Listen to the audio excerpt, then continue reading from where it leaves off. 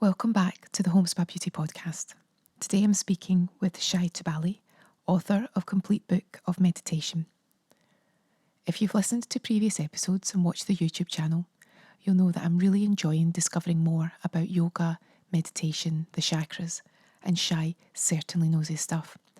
It's clear why he's an authority and a well-renowned teacher, and every time he answered a question, not only did it open my eyes to exactly what the subject's all about, it gave me 5 more questions that I wanted to know the answers to. It's such an interesting subject, and meditation can bring energy, peace, calmness. We cover a lot of ground. So I hope you enjoy our podcast where we talk about the book, we talk about meditation, we talk about how easy or difficult it can be to find the space in your head to meditate, but why it's so beneficial when you actually learn how to do it and reap the benefits. Hi Shai, it is so lovely to speak with you today on the podcast, and the book it's so many different things. I don't even know what words to use. I really like meditation, but I've got so much to learn about it, and when you say it's the complete book, that's exactly what it is, because it confirms some things that I thought I understood, but it also explains all these things that I didn't know. Sometimes you feel as if you don't know enough about it. Sometimes the classic, am I doing it right? How do I know if I'm doing it correctly? It really is easy to read and really informative and enjoyable and enlightening. And it's all these different words that I keep describing. So how did it come about? What made you think that we need a complete guide? Well, first of all, it is because we are flooded with meditations.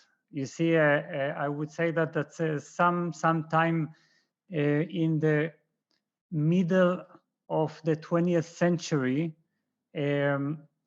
the gate of the to Eastern philosophy and practice opened to the West, and then we got all this flood of countless techniques from Hinduism and Buddhism that have shown us that it is possible to still our mind, to still our chattering mind, and to attain a sort of intimacy with ourselves.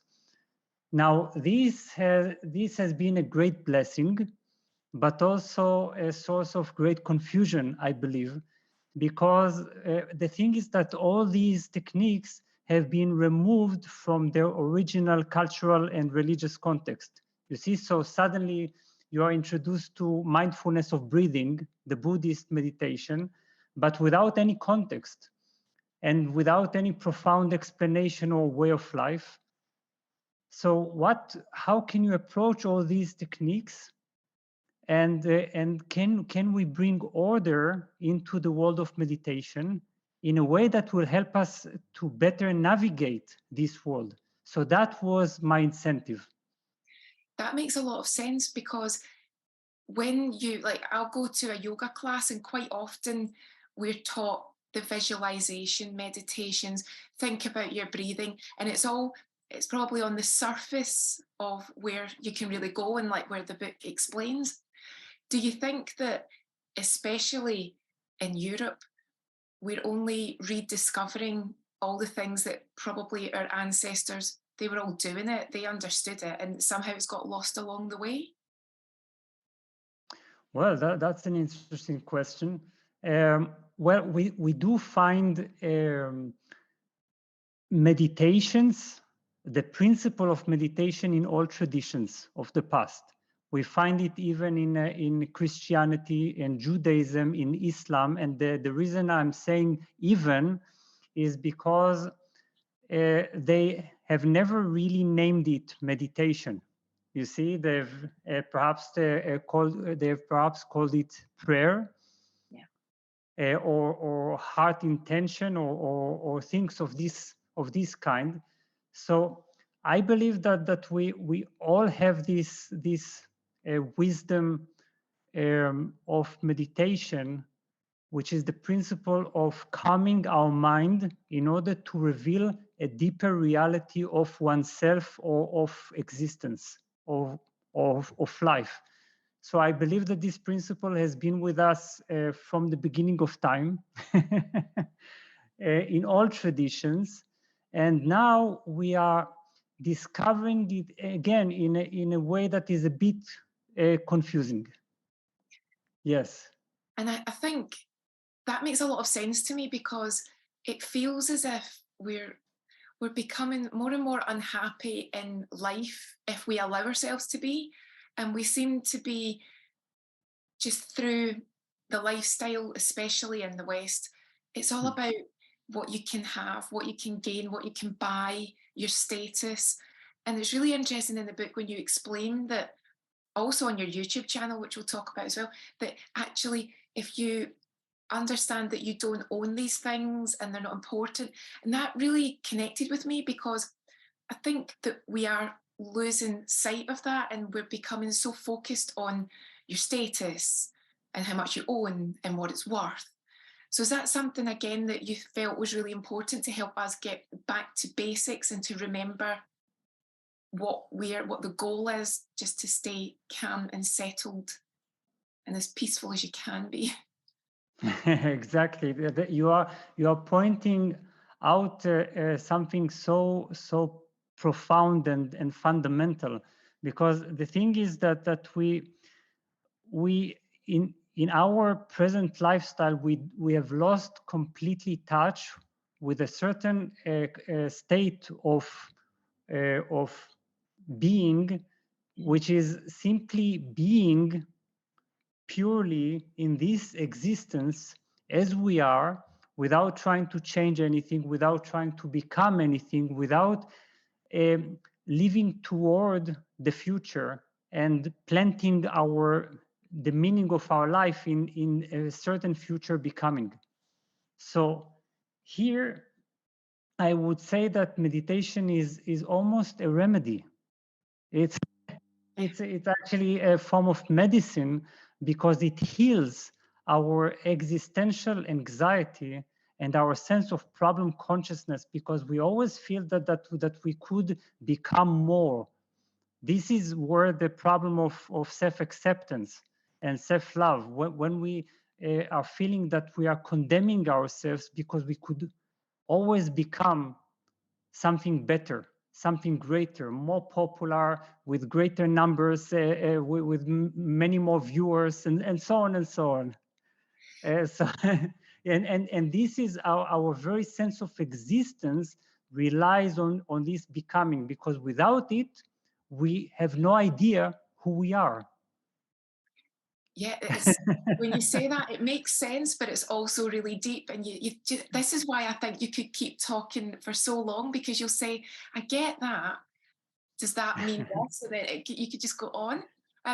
What I love about meditation is when you begin to understand how to do it, which again is what the book really helps with, it makes you wonder why they don't teach it from a young age, why they don't say, right, you need to know how to look after yourself, feed yourself, clothe yourself, but you need to learn. They talk about looking after your mind and your mental health, and they talk about mindfulness, but I really think that they should be talking more about mindfulness meditation, because it seems so much more powerful than the cliche, which is you go to the doctor and you say, can you help me? I'm feeling stressed or depressed or down. And of course, they might say talking therapies, but quite often they say medications. But meditation is something that I feel we should be taught a lot more about. Is that something that you're discovering people come to you, but much later in life, they want to learn about it at that age, when it'd be great if we could have learned about it as children? Yes, that's exactly the point. You see, because what I keep telling people in my seminars and the professional training is that the reason that we as adults are seeking out all forms of self-development techniques and teachings is because we we were not taught certain fundamental things about life, coping with our emotions, coping with our thoughts, and being able to master this mind of ours, know how to handle our inner world and the way it relates to the external world. We were not taught all that. You see, so we are basically, I would say, in a way, lost children. So then we need to compensate for all these lost years. Yeah. So because the first thing that we need to learn when we are children, ideally, is how to cope and relate to our thoughts. How to identify a damaging thought, how to be able to separate my mind from a certain thought. That's the basics of freedom. This is why I'm enjoying talking to you, because it makes sense. And then I've got 5 more questions. Do you think the book, you've made it very clear that the book is for everyone at all levels. Do you think that there is a person today that could read it that would actually be perfect for it? Like, do you think if someone was feeling stressed in life, maybe things weren't going their way, maybe they didn't get the job that they wanted, or the income's quite tight, which is the same for everyone now, do you think that kind of person who's never thought about meditation, could they easily start to read it and grasp the concepts?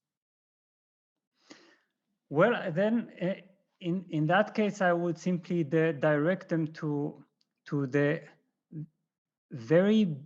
most basic group of meditation techniques, which is what I call root chakra meditations. Again, it is not a book about chakras, but this is just a helpful device that helped me to divide the overwhelmingly rich world of meditation into 7 categories. So then we should, if we are pure beginners, we would ideally start with what I call root chakra meditations, which are all about grounding ourselves, because this is the thing, from the point of view of meditation, we are all daydreaming. We are actually lost in thoughts, and we are never really even in our body. Sometimes we consider our society a materialist and even materialistic society, but we actually don't know how to be in the body. So the body is a very simple and accessible key to being here and now. So here you have all kinds of meditations like mindfulness of breathing, and you have walking meditation, and you have standing meditation, and you have body scan, which is awareness of sensations without judgment. And all of these techniques, they help you to simply align breathing, mind, and body. As soon as you manage to attain that, then perhaps you begin to fall in love with meditation. And do you think that's where the book would be useful for people that do like to meditate? You go quite deeply into it, but again, you make it easy to understand. So do you think if someone says, actually, I do meditate, I'm quite comfortable, they could still gain something from the book? Oh, yes, that's exactly it. Because you see, the thing with meditation is the discovery of our inner being and our consciousness. And when you begin to embark on this journey into yourself, you realize that you can travel and travel and travel endlessly within yourself and never find the edge, because we are by nature infinite. So this means that we also have more advanced techniques, many of which are not known to us. I think that one of the most exciting things about creating this book was the discovery of certain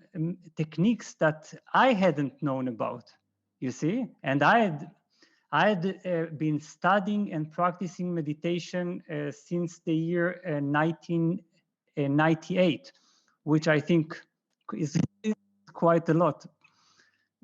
Definitely. Yes. How long did it So take? yeah.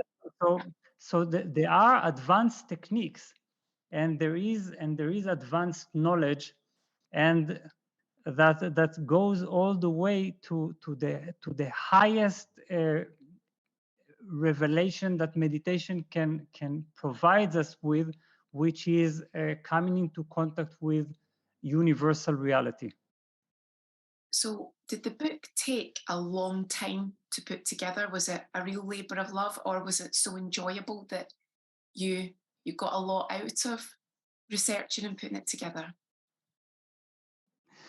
Well, this certainly demanded several years of research, and it all started when I committed myself to guide participants at a school that I called the School of Meditation. So that was an ambitious title, and then I needed to to fulfill the promise. So then I started looking for the right meditations, and that I think inaugurated this process of discovery. So that started about 4 years ago. This book is the culmination of a process. Yes. At least 4 years plus all the years that you've been practicing too, all of that put together. So this really is I can understand why you have the reputation that you do, because you have actually put your money where your mouth is. You are living the experience and providing us with all this information. I'd love to know too, though, when you see people, especially on TV, when they have chats about relaxation techniques, Yes. and you see people saying that they've tried meditation and it wasn't for them, or they tried meditation and they couldn't relax. Why do you think that is? Do you think it's not finding the right meditation, or not giving it enough time, not switching off? Yes. So yes, many people say, I've tried meditation once or twice, and then I despaired because because I realized that I was mainly thinking, or that I was simply completely distracted. Well, there are different ways to begin to harness our mind in the direction of meditation. And the thing is that first of all, we need to understand, and this is an important point, the struggle that we experience at the beginning phases of meditation is actually a part of the practice. We often think that we are meant to simply close our eyes and feel perfectly calm, you see?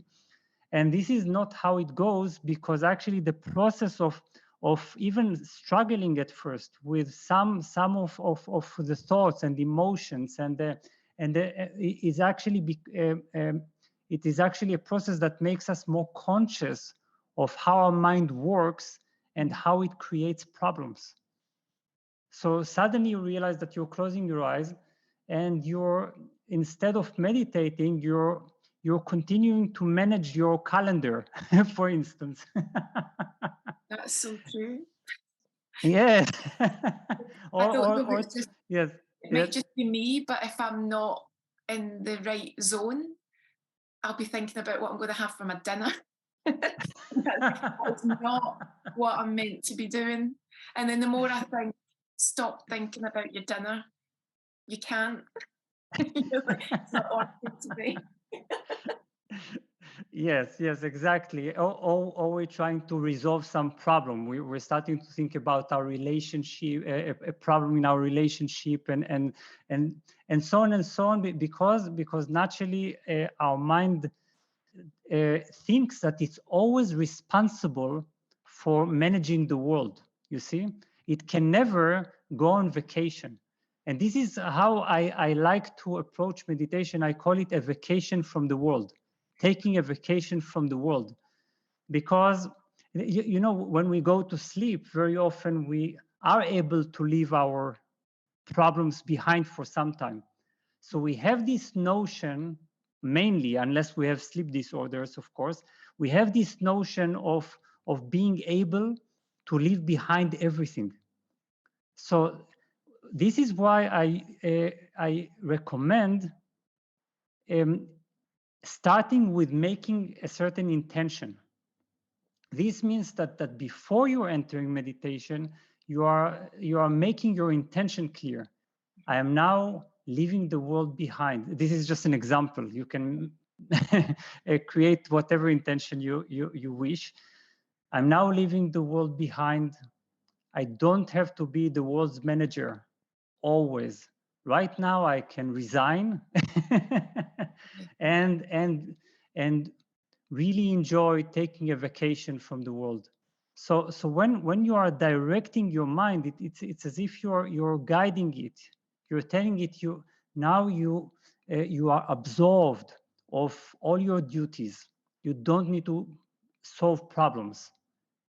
You see, so intention is very important, because it gives a certain direction to our meditation. It's not enough to just jump to meditation without any preparation of our heart and mind. I like that. Again, this is why you're a good teacher, because you make it so easy to understand. And do you find that, well, have you had students that you've been so impressed with where they started and where they developed when you've been teaching them? Like, did anyone come to you that just didn't know how to switch off, and you were able to take them through the process and they really found themselves and found how to relax and meditate? Well, I'm fortunate to say that I've met countless people like who have gone through profound transformation in meditation, through meditation. The thing is that I would say, for me, meditation is a love affair. Is falling in love with yourself, falling in love with the state of silence and the state of being, falling in love with the state of being intimate with your own true nature. So when you are approaching meditation from this angle, rather than, I don't know, thinking of meditation as hard work, as one more duty that you need to fulfill, you see one more chore that you that you need to make sure you've completed. This is not physical exercise that we need to exercise. This is a real relaxation into our own natural state. And it's very important to understand this point. This is a natural state. Meditation is not something that you're creating. It's not a special state. It's sinking into something that already is, something that we already are. So when these are your keys, then meditation becomes, I think, rather easy. See, that when you say that, it makes me realize that I've got so much more to learn, and that's why, again, we need the book. Because you call it falling in love with silence. When you said that, it made me realize that we're living in a world where we're actually encouraged to never have silence, to fill every moment with some sort of technology. Even children, I hear people now saying that when they've got the babies, they'll even put white noise on if it means that they've got something to hear, so that they don't have to.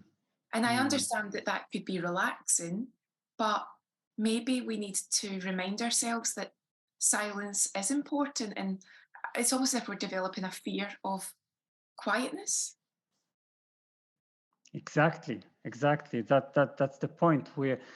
I call it our other half.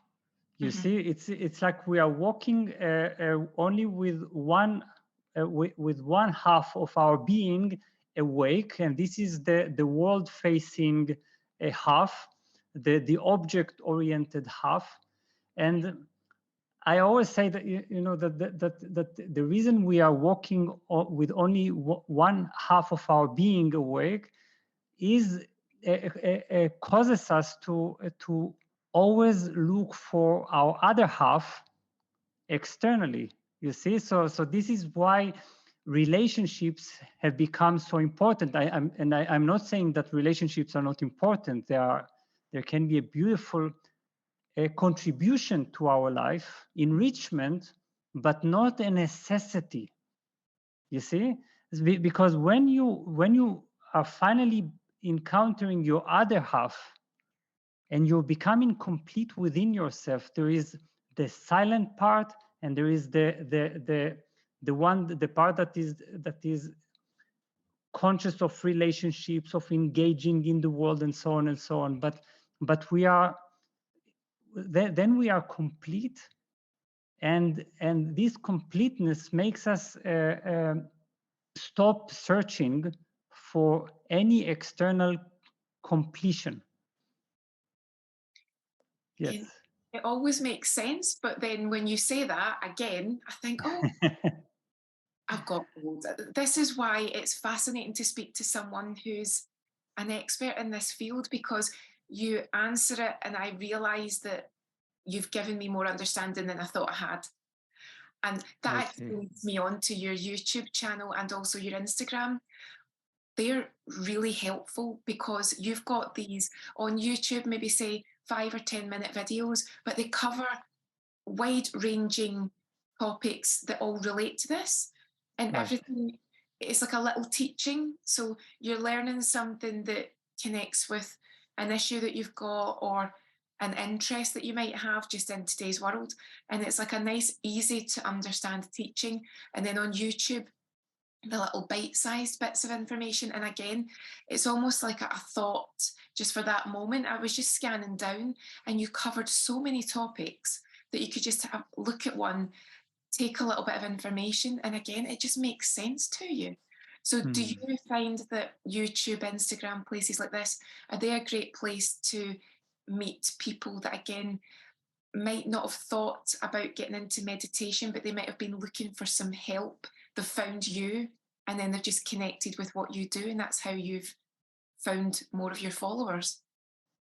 Yes, exactly. I would consider these videos and quotes positive disruptors. You see, because usually Instagram and YouTube and so on, they can be a source of a great deal of information and stimuli,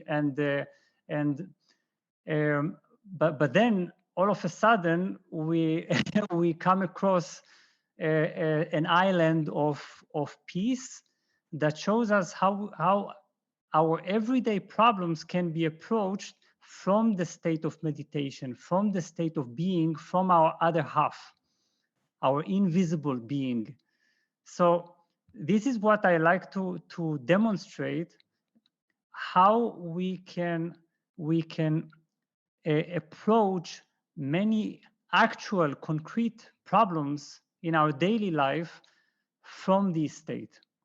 This helps us to show that to understand that we can actually integrate the meditative perspective into our daily life and not just the meditative practice. I like that, because again, if someone had presumed that it wasn't for them, or they couldn't do it, or they're not interested, then just by your teachings, for instance, the little, I think it was a YouTube short on pain, that was really interesting, because everyone always thinks, well, I don't want to feel pain, or pain, if I get pain, I can't do anything. I can't meditate if I'm in pain. And you explain that actually you can go beyond it. Exactly. Yes, yes, because yes. Go ahead. Yes, this is one of the great things about meditation, is that it shows us that it's not, life cannot be pain-free. You see, if we are entering the spiritual life hoping that we could do away with pain and with discomfort and with disappointments, we cannot find this type of haven. Life actually tells us, I am not going to let you off the hook. You see, you are going to be to have to engage in this life fully. But this is actually when meditation comes enters the picture, because meditation shows us how we can contain the pain. We can be bigger than the pain. You see, because then we find a part in us that is unaffected by the pain, and this part is bigger than the pain, and can let finally things can let things be as they are. No wonder you're a teacher. You've just got a way of, you just have a way of explaining it, and you think, that makes sense. But I think we go through life and we don't make sense of so many things. And we need someone like yourself to actually bring it all together, and it makes sense. And then it makes me feel optimistic. I'm sure people will feel the same, because you think, right, I can cope with things. I can find the meditation that's right for this situation, and I can deal with it. Do you have any plans for the next year or so? Is there anything that you really want to achieve with spreading the word of what you do? Plenty of plans, yes, always, because I think that there is a form of creativity that is inspired by this endless inner discovery, and then one wants to share that, and to in different ways. So first of all, I'm just I've started working on a next book, which is all about developing a certain method that already has one book that discusses it, which is the 7 chakra personality types. This is a typology of personalities, which I think is very helpful. And then there is a certain what I call a community, a practicing community, and these are people who have been studying with me for years, now are invited to be a part of a practicing community. So we actually, it's an online practicing community, and it's open to everyone who is interested in practicing certain forms of meditation. And the reason for that is my feeling that in our Western world, where we are unsupported by our society and by our lifestyle, in terms of our meditative development and so on, we need some kind of community that will encourage us to meditate, and that will provide us with a framework that enhances our motivation. Yeah. Yes. So that's going to be something really exciting. So would you say that everyone should look at your website? Do you have a mailing list or anything like that? Or would you say just keep an eye on your YouTube, your Instagram? Is that the best way to do it? Oh, of course, there is the newsletter, which updates readers every now and then. And there people will definitely be able to learn more about my future plans. Yes. Sounds good. And what is your website so that we can join your newsletter? Well, it's shaitubali.com. Oh, that's fantastic. Yes. I'm going to join the newsletter, because I really do feel as if when I meditate, I get a lot out of it. But speaking to you, I don't often get the chance to speak to someone who's a teacher in it. And it's made me realize that every time you give me an answer and I think, oh, that makes sense, there's 5 more questions. So definitely think it's an area that I want to learn more about. So I'll be joining the newsletter today. It's been so lovely speaking with you, and thank you so much. Thanks for just giving us an insight into the benefits. It's definitely, as I say, if anyone hasn't meditated before, I recommend it so much. When you find your flow, you can't explain how it feels. It's just the best feeling in the world. It's better than buying yourself anything. It just Right. feels so peaceful. So thank you so much. It's been lovely talking with you. Thank you. It's been a heartwarming conversation. Thank you.